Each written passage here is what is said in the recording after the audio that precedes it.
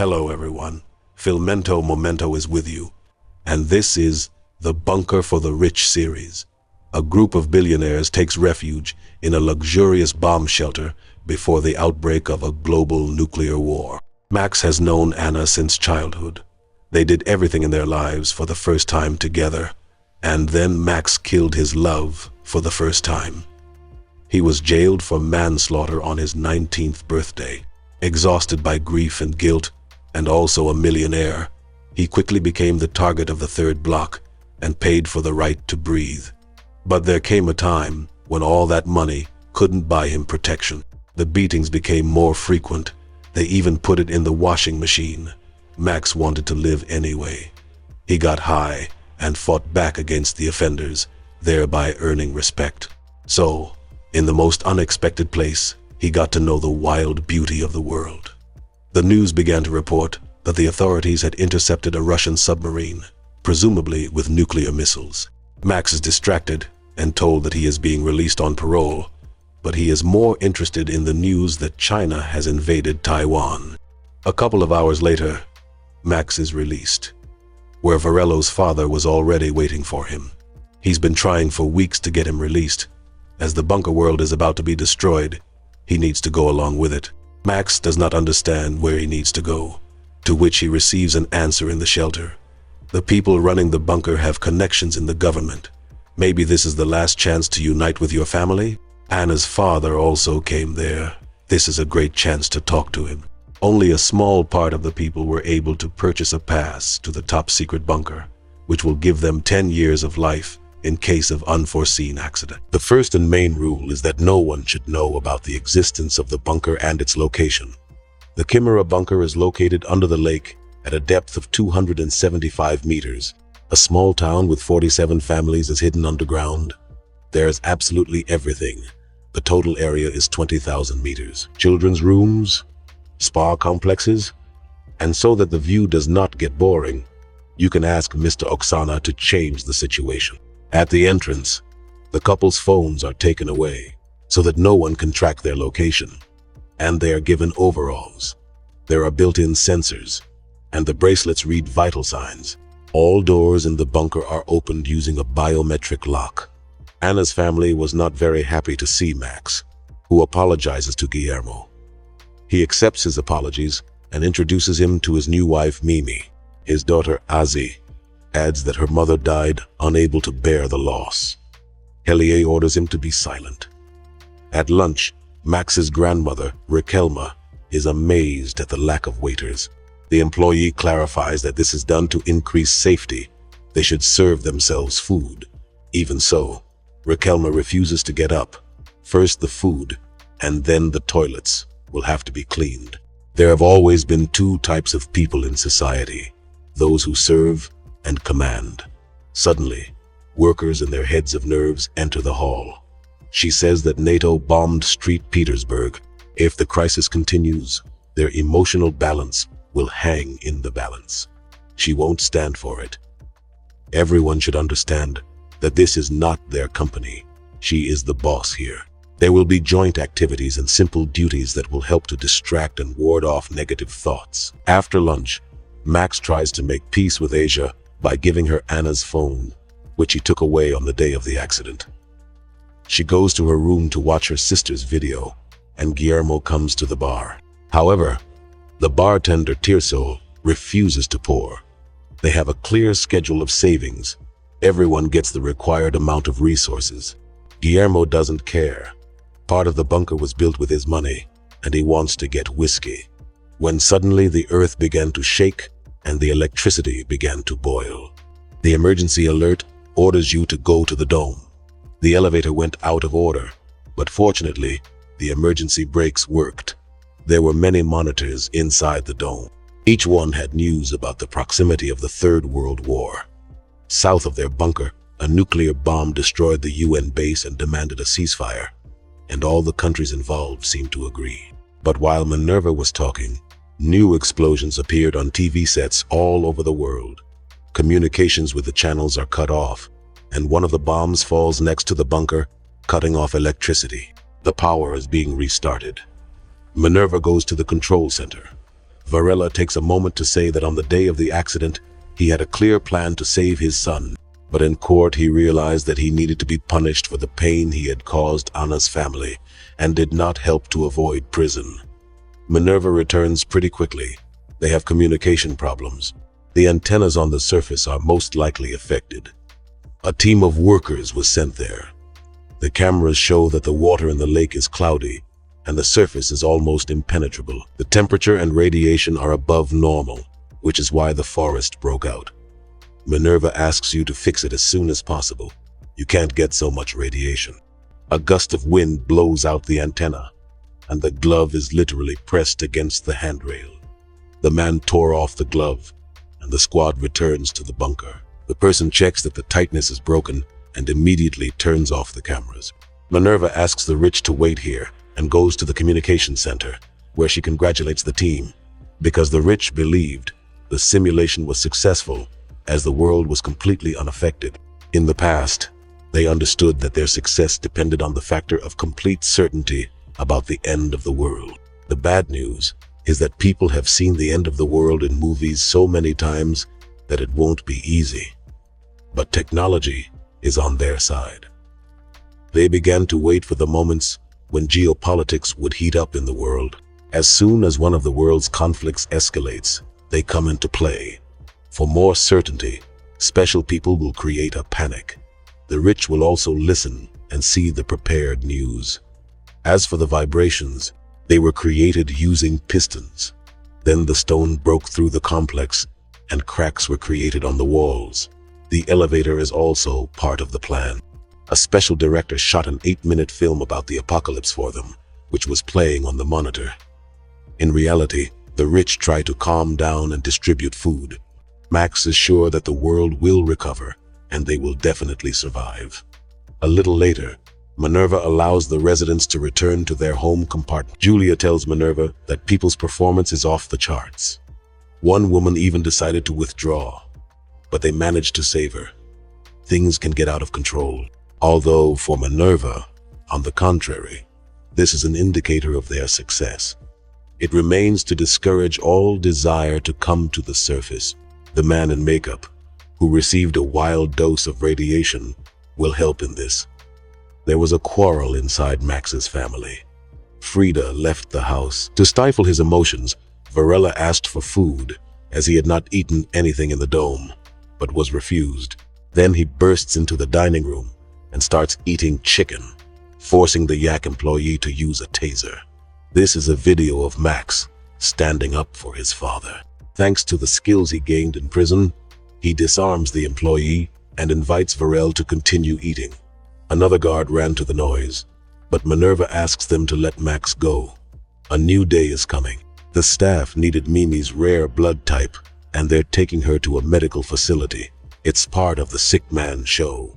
It took the most impressionable people to spread fear among other people. The main thing is not to give them much information, covering the disease with a secret, so their brain will create a more terrible picture. My stomach was swollen, probably bleeding internally. Everything worked perfectly. The pulse suddenly jumped, already 168 beats per minute. People tell their families that the man is on the verge of death, and they will no longer be able to go outside. The workers celebrate another victory. Huli couldn't bear to watch these people suffer, and she wanted to tell them everything. That's why Minerva's brother Zira killed her. For others, this is called an unfair case, but Garcia wants to see the surveillance cameras. But all the footage has already been changed. Minerva announces to the Rich that 2 workers have left this world and the transition of the residence regime to indefinite. This includes rationing food per person. First of all, this concerns Varela, who ate more than what was available. Max's act is also condemned. In their case, safety comes first. If someone violates it, the consequences will be even harsher. Asia wanted to find out where the garbage chute leads and asks an employee to take her there, as if she dropped her sister's bracelet. But I actually threw the phone away because I couldn't stand watching the video. In the past, the team thought that rich people could be searched for by their friends after they disappeared. To do this, they were asked to record a video message asking them not to look for them as they were going on a short trip. And when they hand over their phones, Roxana's AI will connect to them, and she will respond to the message. The AI was developed by her brother. They will be able to recreate an exact copy of the rich, as Roxanne will always monitor and record them. It will also take away from them the fact that ordinary people have never had a personal space. Tirsa took Asia to the garbage dump. At this moment, the press turns on, but she still manages to find the phone, which is perfectly visible to Thier. But since it's his sister's phone, he forgives her. She also lets slip that Max is her sister's boyfriend. Yakon couldn't stand the defeat and attacks Max. He even uses improvised means, but Max wins again.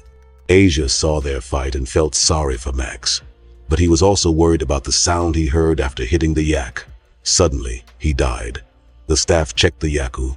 Everything indicates a coma or brain death. Garcia wants to take him to the doctors, but Minerva won't open the bunker. As it happens, only Asia has medical knowledge left. She believes that Yako has hypoxia due to windpipe strokes. She gets an injection, and Yako comes to her senses. Guilmero's phone keeps getting calls from the same person, Asaldo, who is his right-hand man in the business. Max tells Minerva that this place is a clean prison. There are 73 cells, and even an isolation ward. They gave them the uniforms and took the phones away. Since this is a prison, Minerva proceeds to a more thorough inspection and finds a stolen taser, which she immediately uses. A little later, the rich are taken to the highest point in the shelter to connect to the last antenna. This is another show to find other survivors. Everyone knows a foreign language, and they search for people based on their given frequencies, although the receivers are not even connected anywhere. According to the plan, they heard a civilian plane that wanted to land on a warship. I am requesting permission to board your aircraft carrier. But since the soldiers were carrying out tasks, they were destroyed. All that remains for the rich is to listen to their screams. That afternoon, Asfaldo sent another message with an order to reply to him, or he will fly to him personally and find him. Minerva realizes that something has happened in their business, and he will continue to look for Guillermo. Thus, Garcia finds out that Guillermo has not left the country, and the police will start searching. Minerva suggests using a virtual copy of Guilherme. Zira warns that the clone is not ready yet. There are not enough emotions received in it. They had already tested Julio's clone before, and it was impossible to distinguish it from the real ones. They have to take a chance, and they called Asphalt. When the truth says information that the AI cannot know, an interference effect is created. Along the way, the AI examines the data, and after receiving the information, continues the conversation. But when he mentioned a term that doesn't appear anywhere, the plan quickly began to crumble. I have to hang up the phone. From that moment on, everything went perfectly, but everything was shaken by the missing answer. Sinking into the depths of the bunker, Minerva remembers how it all began. When she was 12, Zira was 6. She protected her brother from bullying, and upon returning home, her mother disappeared and never returned. At the age of 13, Minerva realized that at this rate, they would become urban outcasts. But this could be changed by memorizing everything possible. By the age of 24, Zero had 3 degrees in systems engineering, physics, and mathematics, while Minerva had 2 degrees in architecture and civil engineering. She spent the next 8 years building civil buildings. At some point, she created a brilliant project that brought the company billions of money a year, and she was given a tiny bonus, and she realized that even with her talent, she would be a petty bourgeois. Then she had an idea, a bunker for the rich, a trap for people with megalomania. And then she realized that if you lock up the richest people in Europe, you can take away even more money. And the most fun part is that they will finance this scam themselves. But everything hung over one word, PSG3. Still, the AI was able to find a video where Anna called her horse BJ. But Ziru finds it ridiculous to include a horse in an expensive deal. The AI thinks the same way, but Minerva bet on the night. and guessed right. A new challenge stood in the way to find out the code from the safe. The employee is given the task of extracting the code from Guilherme by any means, and Max finds the earphone that fell out of Yakov's ear during the fight. Garcia managed to notice how Max put on the earphone and turned it off, but he managed to hear a couple of words from his father's conversation. Max asks Cindy how they listen to them, where the microphones are hidden. Obviously, they didn't answer him. He guessed that they were wearing bracelets. Frida saw Ygritte take Guillermo into her office and told Mime about it.